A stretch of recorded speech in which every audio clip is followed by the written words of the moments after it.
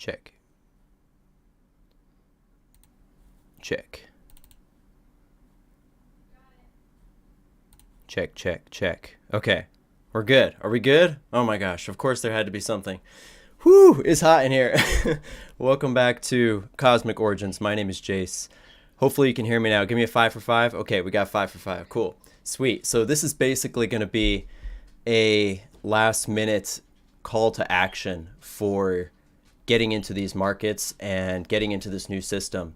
I do have some newer things to share that I haven't talked about in the past in relation to all this stuff and how it's going to function and how we are essentially very, very close to this happening in the flip of the switch. And so I want to really go through like what each of these are meant to do, where I see them going, and where I see basically the current timeline going. And it's going to be a lot more optimal than you guys think. I'm not really feeling that timeline of the black swan, like market crash, crazy scenario.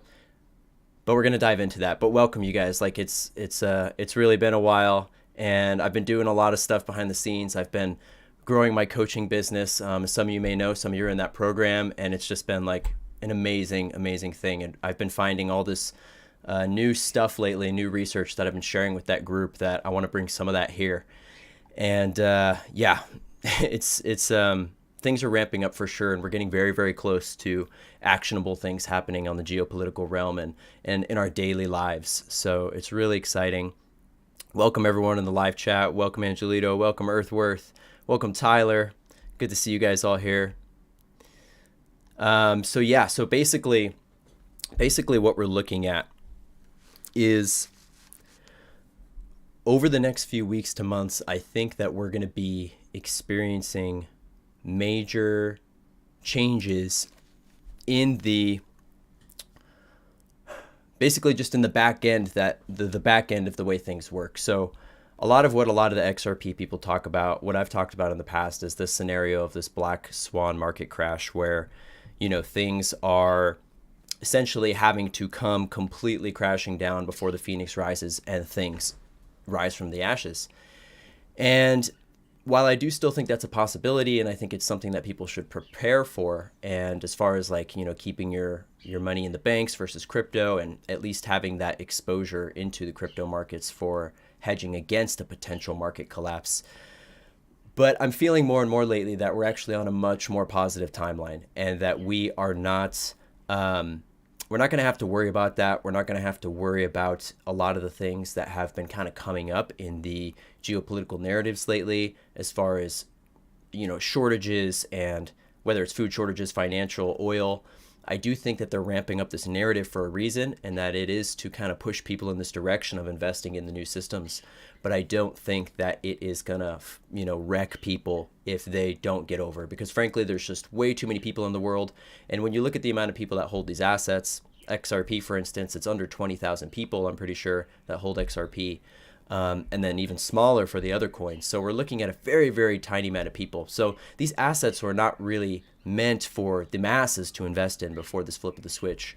I actually think that in particular with XRP, more and more I'm feeling that this SEC case is from the white hats, and that it is to, for one, keep the price down, obviously, like we've talked about, for people like us to invest in, but it's also to prevent it from blowing up on a mainstream level before it's meant to flip the switch, basically, before the on-demand liquidity ODL corridors are opened up.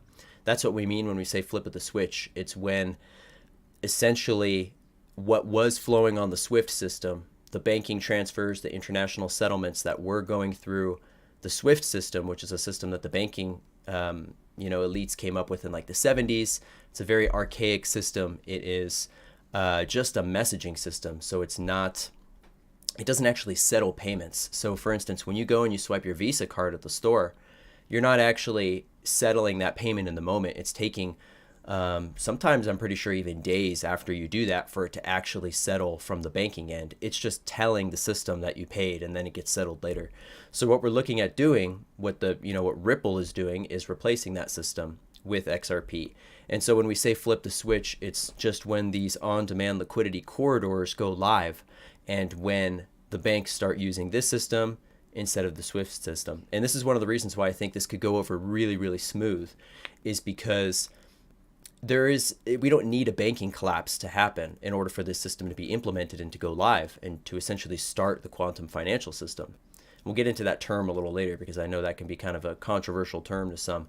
But we don't need the banks to collapse. If on the surface level, there's all these banks that are already partnered with Ripple. Like just in America alone, we have Bank of America, American Express. Officially, they don't actually talk about that anymore, but all these partnerships used to be on the Ripple website, and they've since removed them.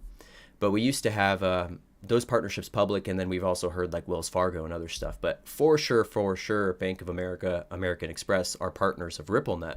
So when they go live, when RippleNet goes live and ODL goes live, those systems, like if you bank with them, they can just keep going. And basically, your grandma who may not know the difference between what's going on behind the scenes, might not know about any of this stuff, on her end, it's going to look like she has the same amount of money in her bank account. This is what I'm feeling is going to happen optimally. And we won't need that crash scenario. So essentially, that is one aspect of turning on the system, that flip of the switch. The other part of when we look at XRP in particular is the side chains. So there are these things called federated side chains. Federated side chains have been set up by the Ripple development team, by David Schwartz and the other people working on the XRP development. They've set up these side chains, which are essentially clones of the XRP ledger. So they act and operate just the same way, but they are private servers. Instead of a public ledger, it's a private ledger. And so only the banks are allowed to work and operate on that. It's essentially a sandbox playground, kind of a simulation. They can't actually move real money and liquidity aside from, within that system. So it doesn't really work if they were to try to, use that for the actual system. They would need to come onto the main net. And so David Schwartz has talked about this. He's referred to it as a walled garden, where essentially these central banks, they're being given this walled garden where they're being forced into this new system, whether they like it or not. They're having to adapt. And so this walled garden has a big red button, he says, and at any point they can choose to bring those walls down with the big red button. And that's when all this trillions, potentially quadrillions of dollars in liquidity would flow from these side chains onto the main net. And that's where we could see that overnight scenario that Mr. Poole often talks about. Mr. Poole being a Riddler similar to 17. I'm not going to go into Mr. Poole because most of you guys already know that, but posts messages via images and stuff, and has predicted tons and tons of events from natural disasters like the tsunami in Auckland, New Zealand. Mr. Poole predicted markets going up and down like to the T. And so Mr. Poole has put out the scenario of the overnight flip of the switch, crazy green candle on the price charts, right? And so that could hypothetically come and would hypothetically come from the scenario where the federated sidechain liquidity is brought onto that main net in an instant. So that's what we're looking at in terms of that flip of the switch. And that's just the XRP side of it. So what I've been learning a lot more lately is the XLM Stellar side of it. And I knew this was going to be a key, but I didn't understand it to the degree that I understood XRP and what Ripple is doing. And, there's a lot on the surface that can seem like these are actually in competition, XRP and XLM. For instance, Jed McCaleb, who was one of the founders at Ripple, went and created Stellar, left Ripple, went and created Stellar. So on the surface, there's this animosity between the two companies, but really we're looking at like a 12D chess game plan, in my opinion. And so XLM and XRP work together very well. And what they do, even though they seem to have a similar use case on the surface, and they kind of had to be pitched as having a similar use case because we won't fully understand the difference until this QFS is implemented. But XLM is essentially the internal side of things. It is flip that. My perspective was a little backwards on that. XRP is more of the internal back end. XLM is Stellar is like the front end. So while XRP is doing the cross-border settlement for the banks and the governments and the big money institutions, institutional money, XLM Stellar is going to be used to move retail money around the planet. Still cross-border payments, still a very similar target, but a different audience. Same use case, different audience, different specific utility. And so XLM is going to be like, it's essentially going to be the queen to XRP being the king. And it's going to be somewhat of a keystone to the quantum financial system. And I say that because what I've been learning recently is that basically it's looking like Lobster Wallet on Stellar is going to be running all of the stocks and commodities in the world, all of the major digital assets that retail and commercial investors would invest in. It's looking more and more like it's all going to be on Lobster. And this is a feeling that I got and other people, you know, in the community got when we first started using Lobster last year. And that's when I found it, at least, I think maybe before last year, but I don't even know time anymore. But I got into Lobster really, really deep around like last fall. That's when I really started going into the DEX and finding paper trails of these projects. And I was finding that there were all of these international financial projects that were being uploaded onto the Stellar DEX. And at first it was really hard to tell what was fake and what was legitimate, because the thing about Lobster is that anyone can go and create a token on there. Like you can go create, you know, a token named after yourself. And so people can create scam tokens too. And it was looking like that's what was happening, that there was a lot of these scam tokens that were popping up along with potential real financial tokens, basically tokenized stocks that were being onboarded onto the Stellar DEX covertly on the down low before the masses figured out. So, hold on, I'm going to take a drink of water. I've been, I've been on a tangent. Today's been crazy. I've been like, past couple of days have been lots and lots of downloads and information and activations coming in. And I know a lot of people are feeling it today too. I'm pretty sure we're going through a geomagnetic storm. So up in space, you know, there's a lot of, if you've been feeling a little weird today, that might be why. There's a lot of energy moving around.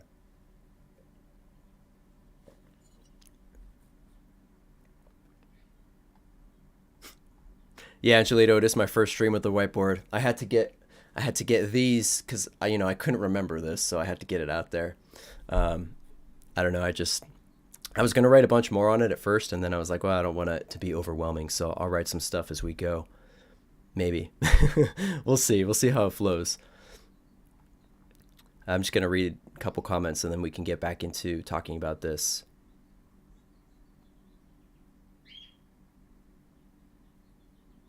Okay. Yeah, 66,000 XRP holders. I think, yeah, maybe I'm wrong when I said under 20,000. I don't know why. I heard recently 16,000, but it might be Earthworth what you're saying, like wallets with a significant amount, or maybe they tried to trace. But either way, like it'd be under 100K, which is still like a ridiculously low amount compared to the amount of people that are invested in assets in general. And also the amount of wallets too, like, one person, the average person I know has a couple wallets, so it's likely that that number is far less as far as the individuals themselves. Gelato, thanks, man. Lobster Dex, if you go in the App Store and you just look up Lobster, Lobstr, this is a decentralized, it's a wallet with a built-in decentralized DEX, all built on Stellar, so you can only work with Stellar assets. So what is the Warrior of Truth says, what is the people's plan for a new world order? Oh wait, we don't have one, damn it.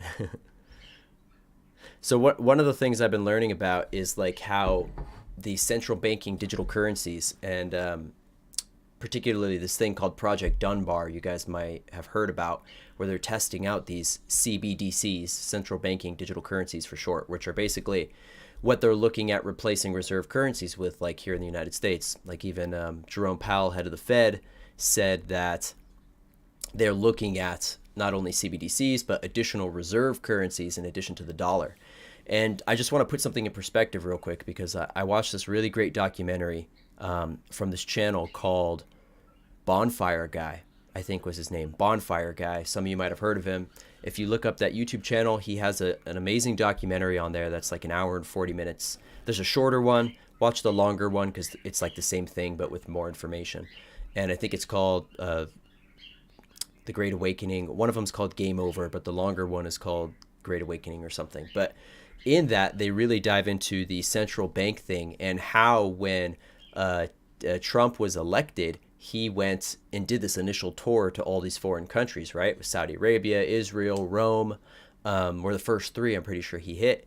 And essentially, one of the things they talked about was how they were given, or sorry, Trump was given control essentially of the central banks in each of these countries. So he has the keys to the central banking kingdom.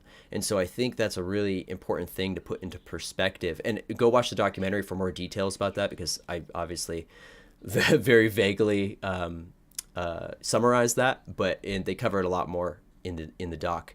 And essentially what that means is that this is all part of the game plan, right? So there's a lot of fear around these CBDC, central banking digital currencies. And that's something that I think if we look at it from that perspective, that Trump has control over essentially these central banks and the Federal Reserve. And, the Federal Reserve was rolled into the Treasury under Trump as well. This is all part of the game plan. And so these CBDCs, what they're actually going to do when you look into it is they're going to take away the power from the central banks. And that's more of a complicated thing to kind of explain that. But someone who explained this really well, there's a woman named, I think her name is Emily, and she runs a page called Quantum Stellar Initiative on Telegram, and I recommend you go check this out, Quantum Stellar Initiative. They're doing some amazing work, and that's where a lot of the information that I've been learning about XLM ties heavily in with what they're doing and researching as well. And it's what me and Zach and some other people were really getting into back in fall of 2021 in the decks. If you guys remember, like if you're watching the channel and in the Telegram, there was a lot of controversial but exciting assets, and a lot of those, were, I think, LARPs or fakes or scams or whatever. But since I have found, and the people that run Quantum Stellar Initiative have found tons and tons of domains on the Stellar app that feel extremely legit. And I'm not going to say they're 100% legit because we don't know for sure. But what I'm talking about are essentially international exchanges and banks and various groups that are putting tokenized stocks and commodities and other digital assets on the Stellar decks. And so literally, like one of these gold ones says, and you're going to have to come join my group if you want to come find out more about this. You can join my Telegram, t-me or whatever. Yeah, t.me/cosmic origins. One of these particular tokens is backed. So it says, right, at this point we have to take their word for it, but to me, I've done enough research into this to convince myself this is legit. One of these tokens is backed. Every token gives you 1 gram of gold. So it says when the project launches, there will be at least 1 gram of gold backing every token. And for like $20, you can get like 10 million tokens. So that seems ridiculous, right? Like we're talking millions, billions of dollars for a very small investment. Well, there is always a chance that it is fake, but when you look into these Stellar accounts that created these and you follow the paper trail back through the decks like I have, they're coming from legitimate places. They're coming from places with real money, with millions of dollars, and it's associated with Stellar. I'll just say that. So some of them are associated with Stellar, not all of them, but they're built on Stellar, so they are in that degree. But some of them directly lead back to Stellar wallets with lots and lots of money in them. So when you follow the paper trail, you can find where this money is coming from. And so these are real things in my belief that are being uploaded onto the Stellar decks in anticipation for the QFS to turn on. And what this is going to do, if you're wondering the purpose of this is going to allow the average person like you and me to invest in stocks, to invest in commodities and all sorts of digital assets, from bonds, real estate, anything. All of it is going to be tokenized and available for the unbanked and completely decentralized. So you're not going to need a bank or a broker or a financial advisor to do any of this. You're going to be able to open your Lobster app just like you can right now, find these stocks, swap some XLM into it, and then you've got it. And then if you're at the grocery store and you're short, like you don't have enough cash, you swap some of your stocks, like say you got some SpaceX stock or you got some Ford stock or whatever, right? Or it's gold. You have digital gold, right? Like that one I was just telling you about. You swap that back into an XLM or a stable coin, whatever they take, and then you pay for it at the grocery store because that's what they're going to start taking this.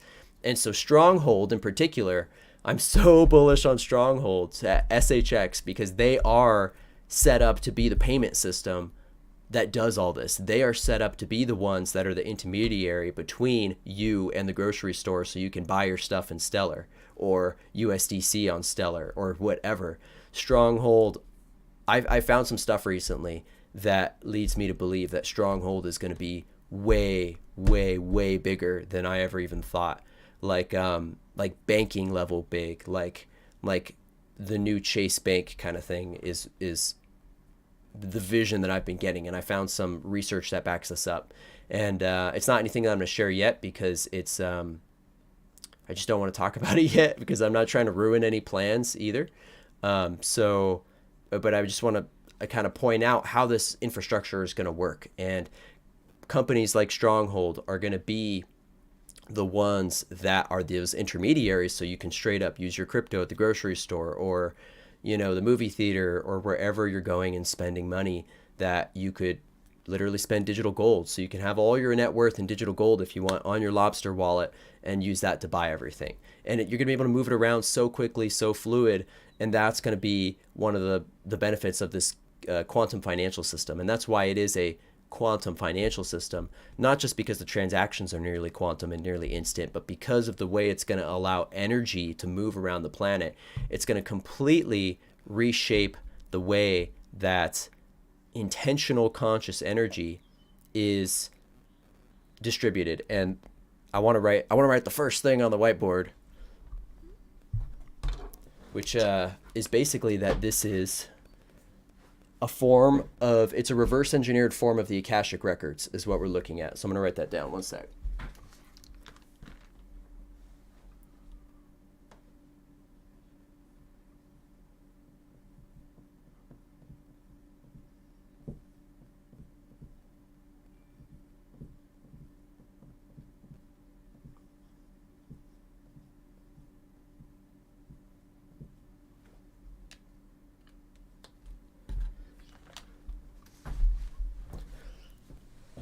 Okay, so I know that's in the light a little bit, but whatever. Digital Akashic records. So what I mean by that is, and I really talk about this more in my course. We talk about the God mind and how this is representative of the God mind. But essentially, cryptocurrency is a reverse engineered form of the Akashic records.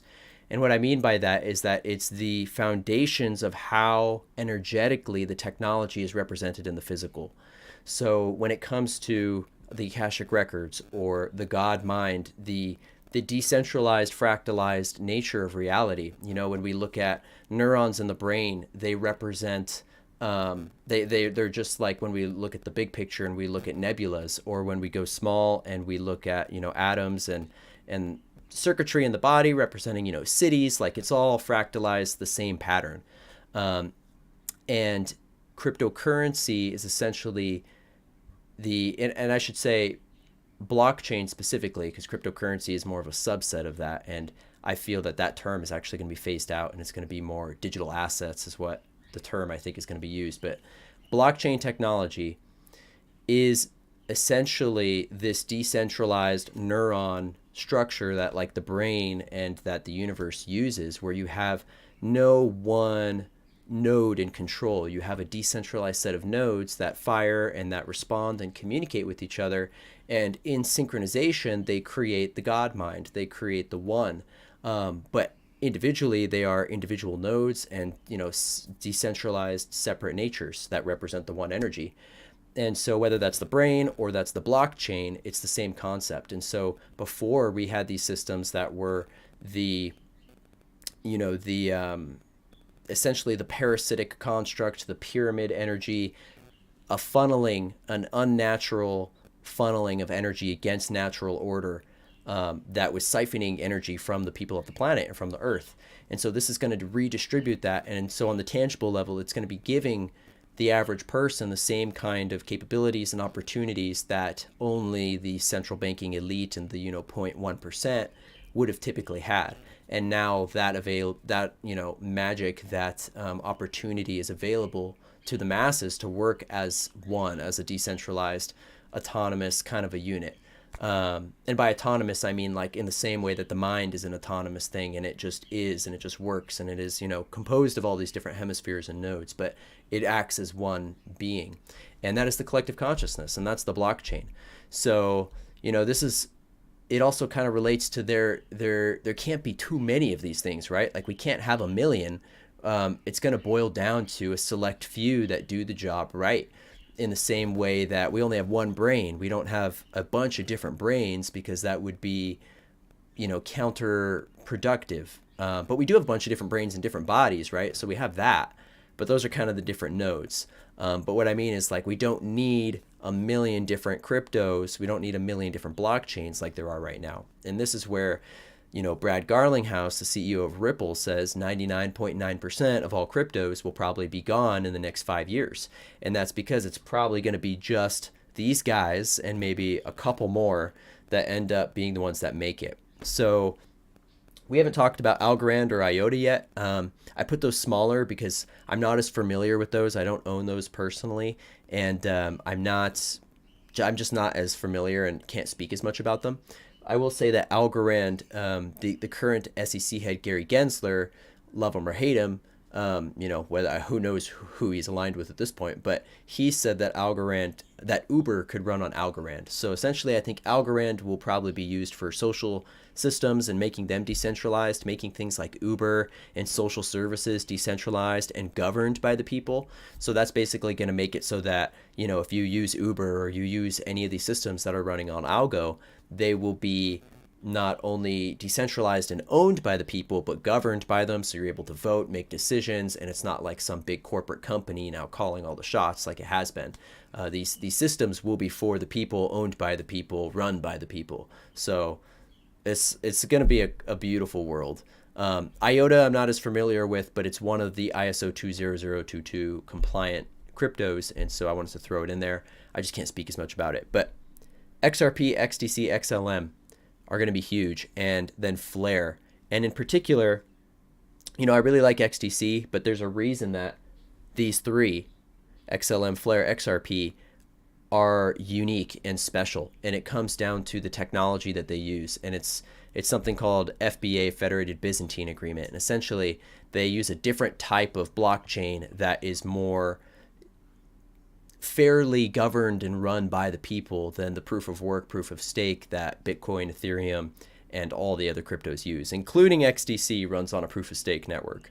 So there are drawbacks to that. But I think that's one of the primary reasons that these three are going to be the big successes, is because they run on that FBA protocol, and it's no one else is doing it like that. And it totally secures the networks in ways that proof of work, proof of stake were not able to secure themselves. Essentially in proof of stake, like Cardano or anything built on Ethereum, the network itself is supported security-wise by the staking of the coins on the network. So rather than like computers, chugging all these algorithms and mining like in Bitcoin, you're staking your coins, which, gets you that passive income too, which is the benefit of proof of stake. But from a security standpoint, it's not secure. The network, it's not great to secure the network with the funds that run the network, just from a technological standpoint. So that's what the FBA protocol sought to fix, was creating a more robust and strong ecosystem that could defend against malicious attackers, is really what it is. And, when it comes down to it, these are military projects. I really believe that at this point, that these are all being governed and run by the military. And so they got to have the security, right? So things like Bitcoin, Ethereum, all these other shit coins, they're not going to cut it. They don't have the security. They're also the honeypot trap. So there's a reason that these other projects, mainly Bitcoin and Ethereum, have been put out there. And it's because I think they are supposed to draw the big money in. They're supposed to draw the corrupt money in. the celebrity money, the trafficking money. It's all getting drawn into these stupid ape NFTs and all this other shit, right? And the real stuff right here is all going down and being built before everyone's eyes. And all the people buying apes and Ethereum and Bitcoin, they're gonna totally miss this whole thing. They have no idea what's coming. And it's because their consciousness is not in the right place, right? So this comes down to the where your consciousness is aligned, and really, like, you know, where your higher self is aligned and what God's path is for you. And if you're aligned with God, if you are actually doing service to others and helping other people, or if you're in it for the money and you're in it for the gain and the power, and those type of people, the people that are in it for the gain and the service to self and the power, those are the people that are attracted mainly to things like Bitcoin and Ethereum. I'm not saying if you have Bitcoin and Ethereum that you're attracted to power or evil or anything, but overall, on a big money level, that's where that energy is flowing towards. I'm not noticing that kind of money or energy flow towards these projects. These are, to me, very much being run by the military, by the Galactic Federation, if you will. They feel aligned with God and God consciousness and God energy. And I actually had somebody recently, a new friend, who is a channeler of Ra, of the Ra Collective. She actually channels them the same way that Carla did in the Law of One. And I've been speaking with her, and she received a message from Ra saying this, that it was, which is the message I got just the day before. And then I saw that and I was like, wow. She said that they are, that the XRP in particular, but these projects are reverse engineered Akashic records, and that they are an intergalactic technology, which is everything I've been saying, right? Since like all this started, that this is an intergalactic technology that was seeded here, both through, you know, physical stuff, but mainly through channeling. And that David Schwartz, you know, our favorite David Schwartz, I endearingly call him the Space Sasquatch, that he channeled this information, that he, and that's what the Law of One talks about, that when these pivotal pieces of technology and information and developments in recent times have been brought to Earth, they've been done so through channeling, not even consciously by the channeler, but through dreams, through telepathy that they might not even be aware are coming from a galactic source, but that they're just getting as inspiring downloads, you know, akin to like Tesla channeling his technology. So David Schwartz apparently channeled this technology, and it's something that a lot of other intergalactic groups use, including Ra. Not necessarily like, you know, crypto and blockchain, but what the energy represents. And I think that is similar to what they would have used when they were at our point in their physical and, you know, environmental conscious development, 3D going into fourth density kind of level in Law of One terms. So that was like extremely validating to me. And I think that it, you know, it shows us that we're on the right path, and that, you know, there is a reason that the people who have been guided to these assets have been spiritually guided to them. That, you know, when you ask people how they found XRP, they usually have some kind of amazing, crazy story or synchronistic story, or they were just like, I just felt really guided and called to it. And, you know, it's not the same for other cryptos. And, you know, a lot of people that are Bitcoin maxis or whatever, really into the other cryptos, will even look at the XRP people and kind of recognize them as being a more spiritual and devoted and passionate group. Like, they can sense it, right? There is that energy there. It's like, it's the group of starseeds almost that are feeling called to investing in these things that are going to change the planet. So yeah, crazy times we live in, guys. What's up, Matthew, School of Multidimensional Intuition? Hey, Mowgli. Digimon, Tyler. Man, I hated Digimon as a kid because I was a Pokemon guy, and I just always thought Digimon was like a bad ripoff of Pokemon. But it's funny because Alexis and I went back and watched Digimon recently, and I never watched it as a kid, and I was like blown away by, it's basically the metaverse, right? Like, they're in the digital world, but then they bring them out into the physical world or something. It sounds like a lot what Facebook's trying to do.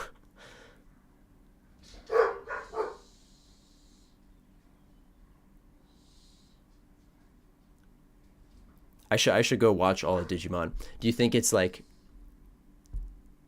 you think there's more to it? It was a ripoff. It's funny because I had this little container, a Digimon container that I like kept my money in when I was like 10.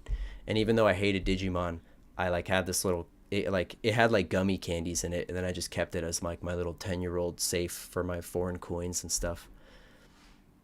But I hated Digimon. I don't know why I kept my money in there. It's a weird weird thing to do. Unless it was some kind of foreshadowing for digital money. I kept my money in the Digimon safe. Maybe it was the universe trying to show me that digital money was the future. Man, it's getting hot in Arizona, you guys. It's been heating up. I'm sweating.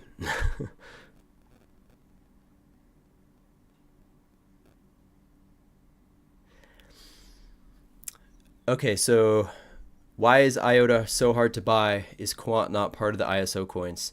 I don't know why IOTA is so hard to buy, but that could be a sign that it's a good buy, because if it's not easily accessible, I don't actually know where you would buy it. Maybe like Qcoin or maybe even BitTrue. I haven't checked. I should honestly look into IOTA more. Quant, why is that not part of the ISO coins? So technically, Quant is not a blockchain. It is a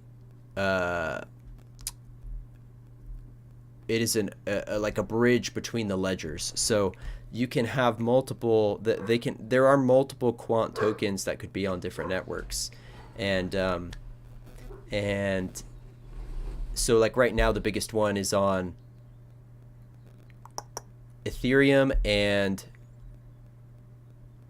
I'm blanking on the other one. No, that's good. Thank you.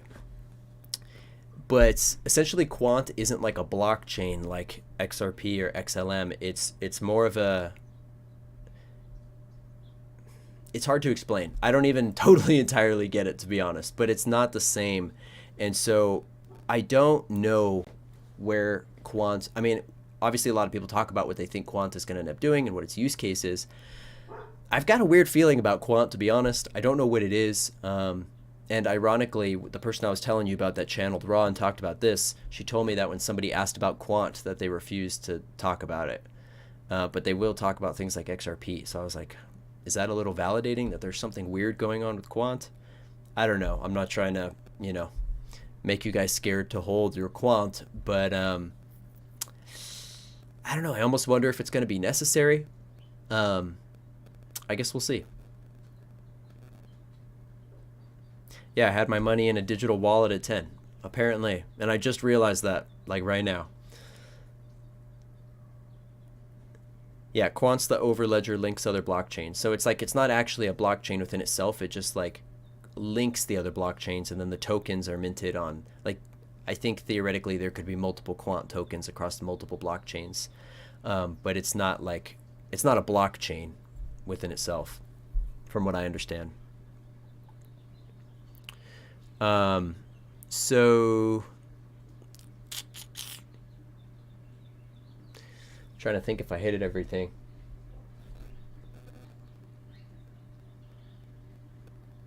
I think Flare, because Flare is also FBA, is going to be replacing Ethereum. I think it's going to be the new standard for smart contracts. And there's also things like Core and Corium, and they're kind of the similar use case, right? Like both Core and Flare are talking about bridging. Well, I guess Core is more saying it's going to be the core part of smart contracts being developed on top of it. Flare's talking about bridging, but they both have similar DeFi use cases.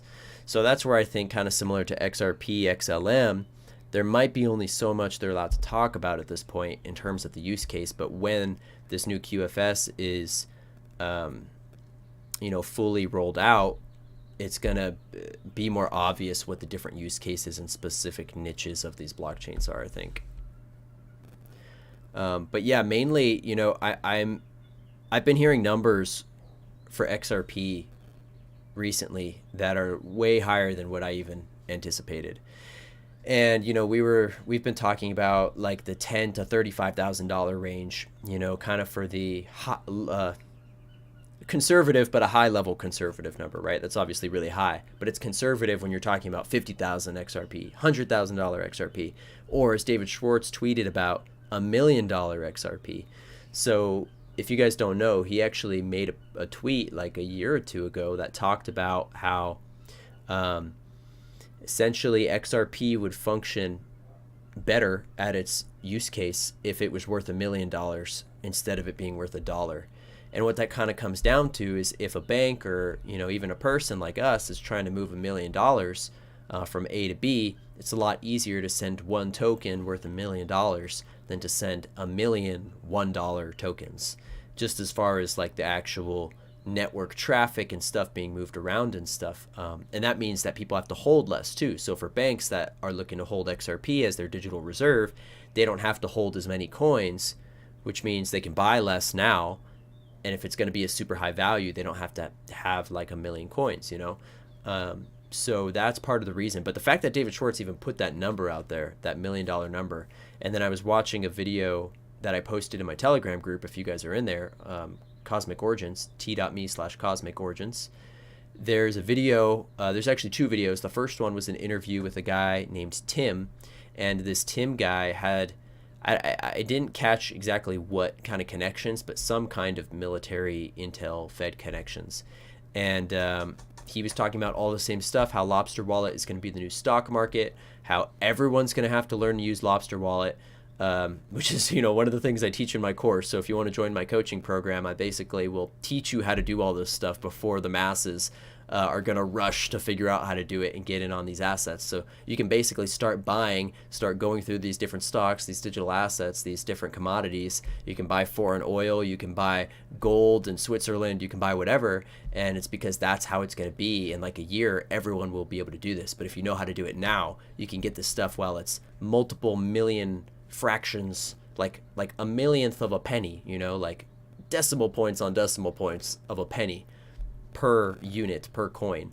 And in the example I gave, the one coin for the 1 gram coin is worth, as they say, going to be backed by a gram of gold per coin, and you can get like 10 million coins for $20. So even if it's that's where you got to do your risk profile. I'm not recommending you put like serious money into this, and this is not financial advice, of course. Obviously, I don't recommend you put any money into this. But if you wanted to, take that little bit of a risk and potentially make millions or billions on like $20, that potential is there. And you may say, well, how is that possible? It sounds way too good to be true. It's possible because the market has to start somewhere, and they're not going to start it. From what I'm seeing, they're not going to set a preset level. It's going to be a natural market. It would be more manipulated if they said the market is this, right? So what I'm seeing them do is put up a big chunk of the coins just up in the order books on usually for one price, like 0.00001 XLM, and there's like 4 billion coins or whatever, sometimes like 300 billion coins if there's like a trillion total. And first come, first serve is basically how I see it. Like if you look at any new project, there's always, it starts at a bottom, right? And then things go up. Like the market has to start from somewhere. So the starting point is almost free, but it's not free because there's still like, it adds up when you're talking about billions or trillions of coins and they're fractions of a penny, but it's an amazing opportunity, I think.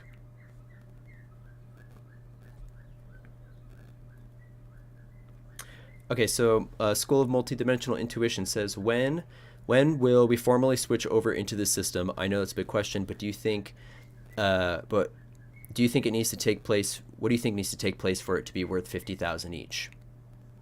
So the 50K number, I think, is plausible in the scenario that there is an overnight movement from, say, these central banks that are using these federated side chains to the mainnet of XRP. If that happens, that would happen in an instant, and it would happen randomly. Like we wouldn't know, we probably wouldn't have much warning. It would just be like probably while we're sleeping, or like, Sunday night, wake up Monday morning, and all of a sudden it's on, basically. Because while I see that as the one timeline, the alternate timeline is we get more of a slow ramp up because they would manually create it that way. And on that slow ramp up timeline, I think we would get like an SEC lawsuit settlement, or somehow legally it's cleared and people want to invest. And I think from if it didn't go up to the crazy 50K from the other situation, it would go up to like $20, or $10, $20, $50, $100, and probably do some retracements and dumps and stuff. But the alternative is this just straight to 50K, and we don't know which it'll be. But if it is, like Mr. Poole and a lot of others have been suggesting, it is going to be fast, and I think it's going to this intel that I've been hearing, like as of this past week, is that this is going to be happening in the next couple weeks, it feels like. And I really I hate putting out dates or like even suggesting dates, because obviously it's really, you can just get your hopes hung up, right? And there's a lot of expectation and stuff around dates, and people get disappointed. So conservatively, I would say a year, conservatively. But what I'm hearing is next couple weeks, or next couple months. But I'm hearing weeks. So I mean, who knows? We're gonna see. So what I would say is just do what you can now. Don't do anything too crazy or too risky, but do what you can responsibly to put yourself in some of these different assets based on what your risk tolerance and what your intuition and your guidance is telling you. Always got to go with your guidance, of course.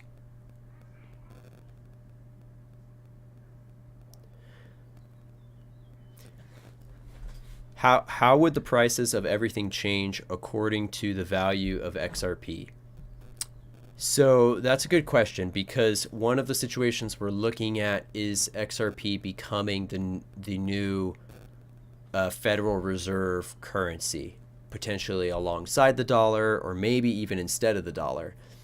I feel like the dollar is going to be around, but you never know. Like I talk about how XRP can support the dollar and support gold, this is what this quantum financial system is about.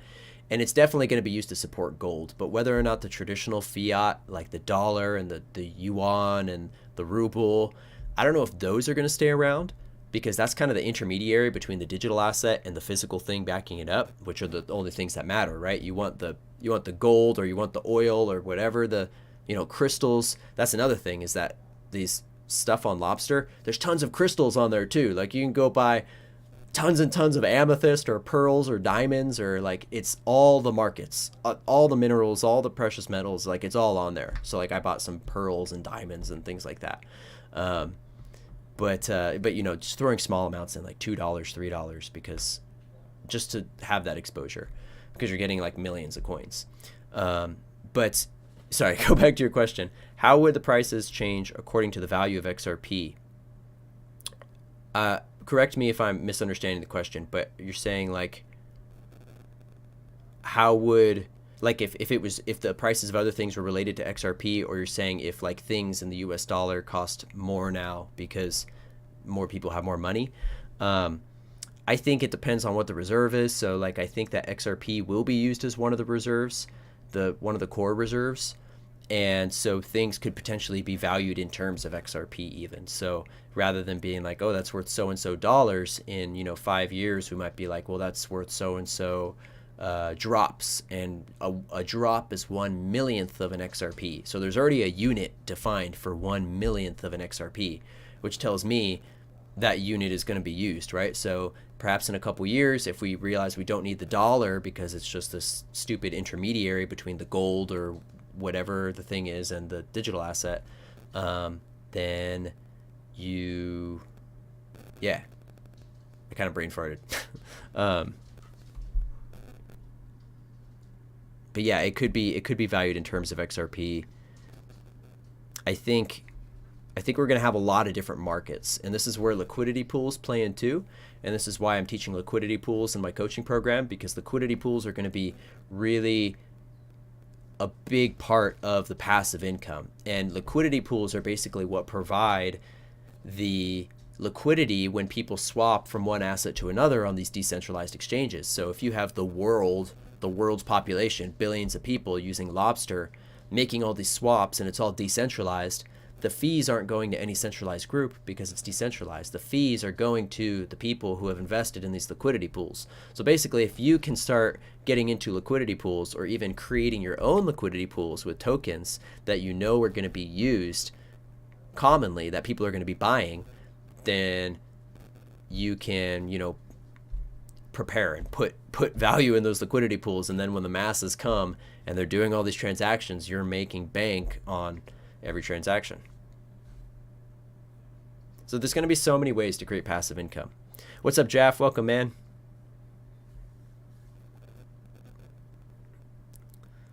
Welcome, Alfredo. Good to see you. Welcome, Brenton. Okay, Brenton says, the thing that I don't understand is we pay actual cash to mine the coin. Why would miner want cash if we're moving to a computer? So that's all the dumb bullshit system. We don't do mining in any of this. Mining is dumb old technology. That's Bitcoin stuff. We don't do mining anymore. You're right. Like it's dumb. It's wasteful. It's expensive.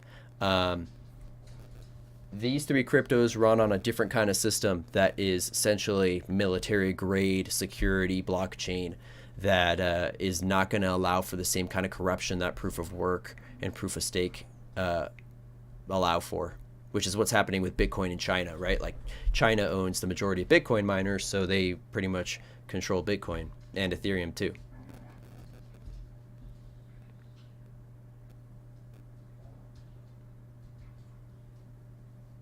I hope that answered your question, Brenton. Will inflation affect digital assets? Inflation is going to make the value of digital assets go up because it's just making the dollar a worse and worse place to keep your money, right? Which to me is like they're intentionally driving people out of the dollar. Like, I don't know how they could make the dollar any more unattractive. I don't feel like they can save it at this point. Like, it feels like they're going to have to get rid of that intermediary fiat. Fiat currencies are the national currencies, and fiat literally translates to an arbitrary order of decree, meaning it has value because I said so. That's literally what fiat translates to, an arbitrary order of decree.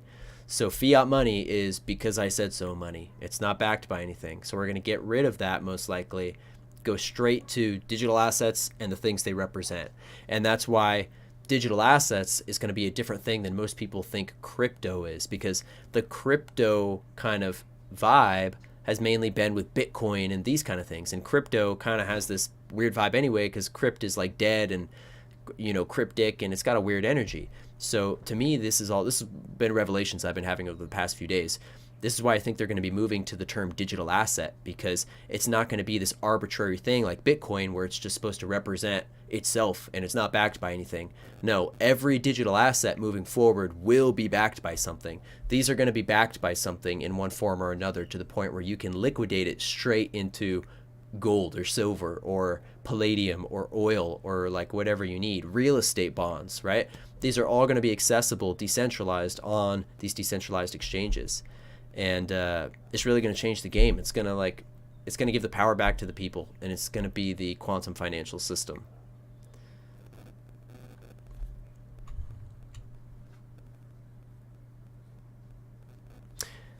Angelito says, seems like Flare isn't going to come out until we're already on the moon. Yeah, so I feel like they've been waiting for something. I mean, the fact that Flare was supposed to happen like over a year ago, like before, or like last April, so almost a year. They've been delaying it for so long. It's got to be connected to the military projects and the flip of the switch. To me, it's I don't see what else they could be waiting for at this point. And the fact that it uses the same protocols that XLM and XRP use tell me that it's got to. And going back to that, if you've been following my channel for a while, that Flare Finance trailer with the Q in it and the Trump and the JFK quote and the secret space program, like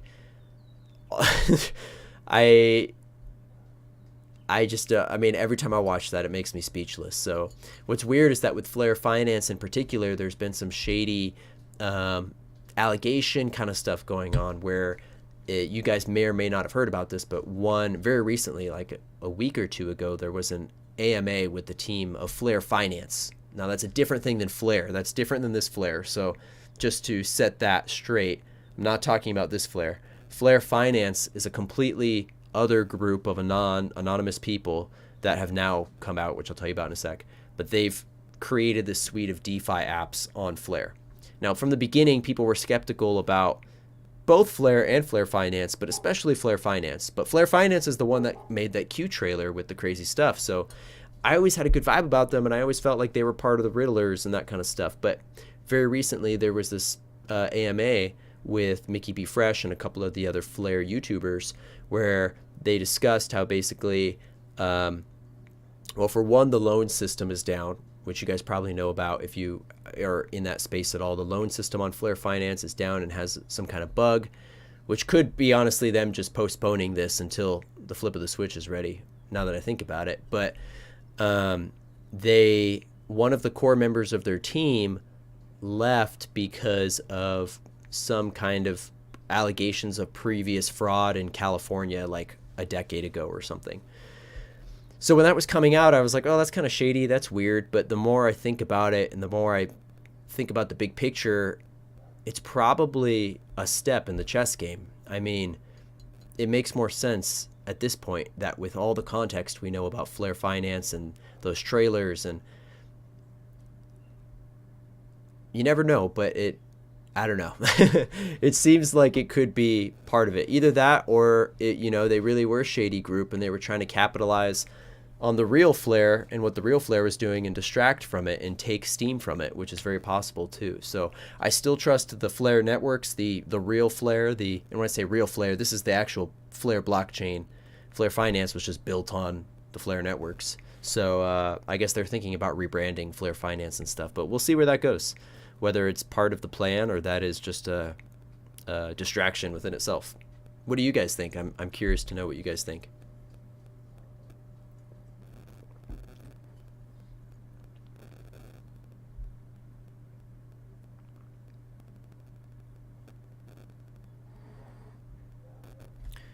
It's £200 for the virtual pass to the Crypto and Digital Assets Summit in April. If we all chip in, maybe we could all watch it together on your channel or Rumble. Am I going to get banned for that, though? Like we stream it from my channel? Are they going to strike me down for copyright? I'll have to look into that. I haven't heard about that event. Yeah, Alfredo says, oh, the digital asset concept is so interesting. I had weird feelings about cryptos, but I couldn't put a name to it. On point. And that is a great point. My wife, Alexis, she's felt the same way from the beginning. She didn't resonate with the word crypto. And honestly, I didn't either. I think most people, when they first heard about crypto, through the word crypto or through Bitcoin, got a weird vibe because they kind of do have weird vibes. And looking at all this in context, it feels like that was the point, right? It was to kind of pull people, the bad people, pull them that direction. But when you look at digital asset and you think about that, well, it's not this cryptic weird energy anymore. It's just a quantum digital unit to represent a real thing, which goes into the whole NFT thing as well, and not NFTs as like useless art, the apes and stuff, but like NFTs as physical things, like houses, right? So that's what I see the future of NFTs as being, is not like art that's overinflated and, being charged millions of dollars when it's not worth that, but being used for one-of-a-kind things, still art, but, more legit art and not scammy, trafficking, weird vibed art. But things like houses, things like cars, things like boats, anything that you would want to track that is a unique thing that you can't exchange. So, for instance, like with the Stellar Decks, we're learning that we can buy all of these things that normally you would need a financial advisor for. So like bonds and, real estate and like all this stuff, oil. And you can just swap between oil and real estate and Tesla stock and all this stuff on the Lobster app because of what are called automated market makers, which is smart contracts that basically automate these markets, and through the liquidity pools that the users are providing, you're able to just swap between, you could go straight from Tesla stock to gold, or you could go straight from palladium to, I don't know, oil, Ford stock. Like, I can only think of so many examples, real estate, but like, you could invest in real estate bonds as a thing, and that would be a crypto, but you can invest in an individual real estate like a house, and that would be more of an NFT because it's non-fungible. Fungible meaning you can't trade it for something else of an equal value. So like if you buy a house, your house is not exchangeable for another identical house of equal value. No, it's just your house, and it's worth what it's worth because it's a unique house, and there's no other house that is that house. I mean, unless you lived in a tract home or an apartment complex with a bunch of identical homes, but that's where that would be represented more as like a traditional crypto, because you would have fungibility. You can exchange the units within themselves. Non-fungible, you only have the one of a kind thing.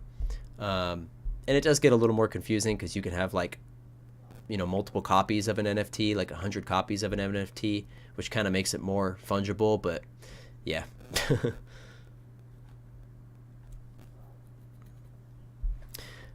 Joe says, what amount of XRP would basically have me set for life when the flip switches? Are we talking 100K XRP tokens?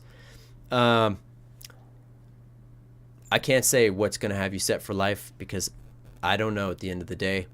But I will say that, when we look at the estimates, okay, for instance, Val Hill Capital is a group that submitted this series of documents, legislation, to the Federal Reserve for this buyback scenario for XRP to be bought back by the Federal Reserve for for $35,000 per XRP. They estimated XRP's worth to be 10 to 35K just based on certain parts of the market being brought onto it, not even all parts of the market, but there's people who get better into technicals about talking about all these different, financial markets, whether it's like, I don't know, dividends and stocks and like all the stuff. I'm not as articulate about explaining or understanding that kind of stuff, but I think with the amount of money that moves through the current SWIFT system, that could very easily put XRP in the $10,000 to $100,000 range. And then on top of that, mass adoption and demand on top of just what would flow through SWIFT. So again, like, I don't know at the end of the day, I'm not an insider. I don't have any insiders that are telling me info. I'm not claiming to. But you can listen to people who give technical analysis, who will break down numbers, who understand the numbers a little more, and will show you the math so you have a better like personal understanding of, how mathematically they could reach certain numbers. And it's something like, I don't know, SWIFT moves like, or I think they say there's $8 quadrillion in the world, or 4 quadrillion. I don't know. It's like, who even knows, right? Because there's all this money hidden by the dynasty families and all that stuff, all this hidden gold, all this Nasara Jasara funds potentially. But they say conservatively 4 quadrillion. So I don't know, if you were to say, let's just do some math real quick if this is even right. But if you were to say 4 quadrillion, oh my God, that's a lot of zeros. 1, 2, 3, 4, 5, 6, 7, 8, 9, 10, 11, 12, 13, 14, 15? 15 zeros on a quadrillion? 4 quadrillion divided by 365 days. So how many million or how much money per day? Oh my God, it literally ends in 589. That's crazy. 10.9 trillion. So basically $11 trillion a day. So $11 trillion a day divided by 100 billion XRP.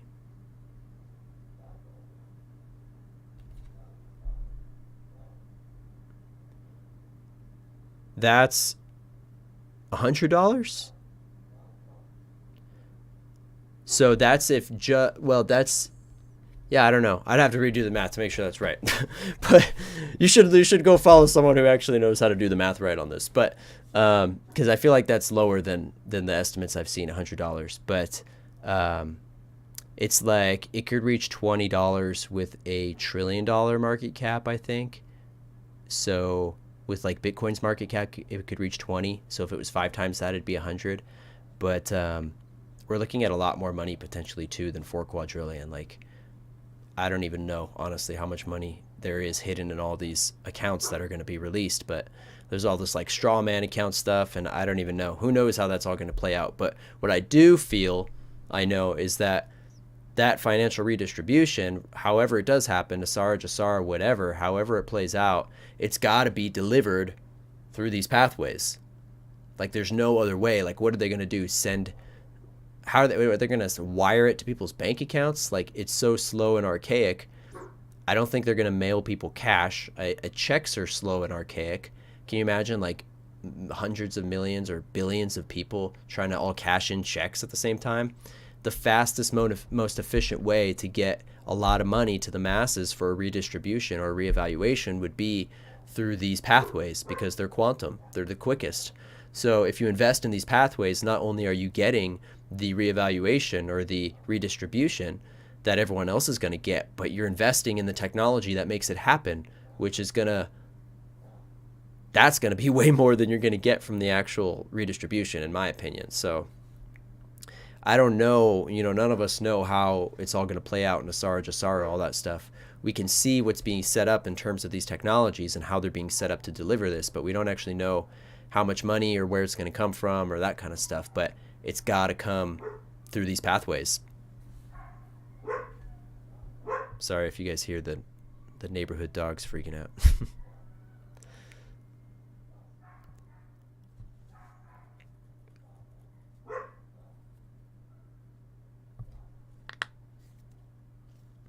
Yeah, so Songbird Angelito is the real Flare networks. It's their test network. So Flare networks and Songbird are one and the same, essentially. It's the test net. And then Flare Finance is a separate thing that is built on both.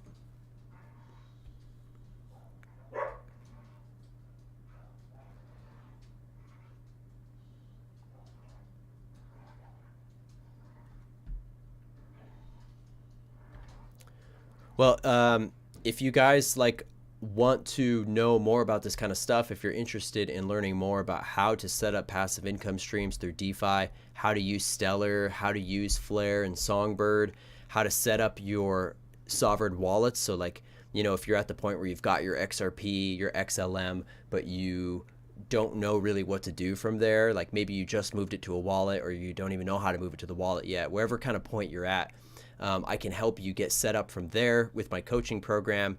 It's basically a course with support. So you're going to get this self-led course that you're going to be able to go through and watch a bunch of course material that I've recorded that will give you step-by-step instructions of how to do all this stuff. So if you're finding that you need that extra help to actually see how to do this stuff step by step, it's all covered in my course material. So I'll show you how to set up these wallets, how to send payments to these wallets to and from, how to set up the right wallets to then use to get the passive income, and then how to actually set up the passive income generation on Stellar, on Songbird, and on Flare, and then eventually on XRP. So that's what we're preparing for. So because XRP DeFi is not out yet, but it is going to be very, very soon, whenever probably the switch flips, you can learn how to use these other ones like Flare and XLM, so that when this happens, you're fully prepared to utilize it. Because in DeFi, the biggest rewards are usually in the beginning, because the rewards are constant no matter if it's a small amount of people there or a lot of people.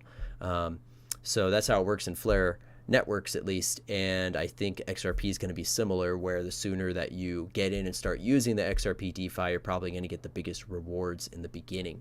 So basically getting that information, getting you to the point where you're confident in understanding not just blockchain technology, but like the whole space. So you can actually explain to someone like, okay, this is the difference between blockchain and distributed ledger and cryptocurrency. And, this is why it's different than the banking system. And this is how it is more like God consciousness. And like my intention is really to teach you guys to the point where you'll be able to go and help other people with this, so that we can spread this knowledge. And then setting you up with those passive income opportunities. So that's going to be really huge for really, getting the most of these systems as they go live. And lately in the group, we've been talking about these stocks and these other commodities that are on the Stellar network. So if you join the coaching program, I'll be telling you guys about that as I learn more about them and the ones that I'm particularly choosing and buying. And yeah, I'm really just here to help you guys on your crypto journey and getting to the point of understanding and really locking down these systems so that when this happens, you guys are fully prepared and you're not caught off guard. And then you can go and you can help your families and your friends. And it's going to be, there's going to be a lot of people that will need guidance and that will need help. And you guys are going to be there to help people. So it's my goal to get you guys prepared for that.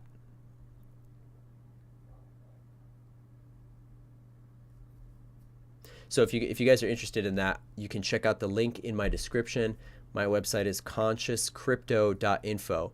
And some of you may know I've been doing coaching for over the past year. I've been doing one-on-one coaching. A lot of you guys have had sessions with me.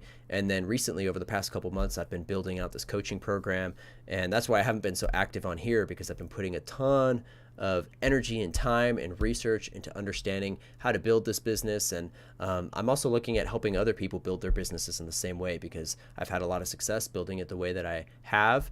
And I want to help other creators out there who are either coaches or digital product creators, or you just want to teach your knowledge and get your knowledge out there. That's kind of who I'm looking to help next. So if that interests you and you're looking to take your knowledge and to the next level and learn how to teach it to other people and package it right, send me a DM wherever you know that you can contact me. You can go to my website and send me a message through there on the contact form on the bottom. But yeah, that's basically, I'm just trying to get people ready for this, because it's coming and we're running out of time. And the more people that you can help, get into these systems and learn about it and educate, it's gonna, man, I mean, we're so close. This world is gonna be amazing. And there's a lot of FUD and fear out there about what's happening in the world, obviously. And people thinking that the NWO is taking over and all that stuff, but I really feel like we are on the best timeline, and that we are going to see miracles happen in the next, very short period of time. Even if that's a couple years, which is, what I'm mentally prepared for, a couple years, even though I'm hearing next few weeks, few months, whatever happens, it's going to be all right, because we're going to keep chugging along, because ultimately we're not waiting for anything else, right? This is about us creating. Sorry, my dog broke in. This is about us creating what we want in the world. So part of the reason that people got so hung up on dates and everything with 17 is because they put too much of that power externally. They put it out there, and they made it all about waiting for something to happen. And it's just about bunkering down and eating your popcorn until, the things happen. But we learned with crypto that that's not the case, right? The people that are waiting around for Nasara Jasara, I don't think that they're going to benefit in the same way as the people who are watching this and learning about these systems right now and being proactive. And while we are still, waiting for the flip of the switch, we don't need to be waiting. You can be waiting, but that's kind of that energy again, right? So what can you do to be the most proactive, service to other being that you can be? What can you do to help other people? What can you do to help the transition at this time? Everyone is skilled in something, whether you're skilled in technology, or you're skilled in meditation, or you're skilled in anything, culinary arts, art. Everyone's got something, and you can use that gift to help other people in these times, because people really need it, and people appreciate the love and the help wherever it comes from. So use your gift, help other people. And yeah, that's basically all I got to say for now. So thank you guys for hanging out. I think I'm gonna go make some dinner now, refuel, and I want to be back for more live streams. So I'm getting back in that flow now that I'm got the coaching program going, and I've built it out and everything. So I'm not putting as much time into developing that. It's kind of, we're doing our weekly calls. So if you want to join that coaching program, every Thursday we're having a group call together, and this is where we go over all the Q&A from the course and everything, and where I'll be able to help you one-on-one with anything that you need more, tangible help with. But also the last call, we just talked about so many different things besides crypto. We talked about parasite cleansing and God, and it's really a great group, and it's really so fun to be able to combine all these different, areas of healing and of growth together into a single space, a single container with all like-minded people. And the people that are in my program, the people that are a part of this, are all of that mentality and consciousness, and they've been attracted to it for that reason. So if you're feeling guided to that, and you're feeling like that could help you, and having that community and that support and having this information on top of all that, of course, would help you on your journey, please reach out to me. You can book a free call with me through my website, and we'll chat about what your goals are in crypto and see if the program is a good fit for you. So yeah, much love, you guys. Great hanging out, and I'll see you guys next time. Peace out. Shaka.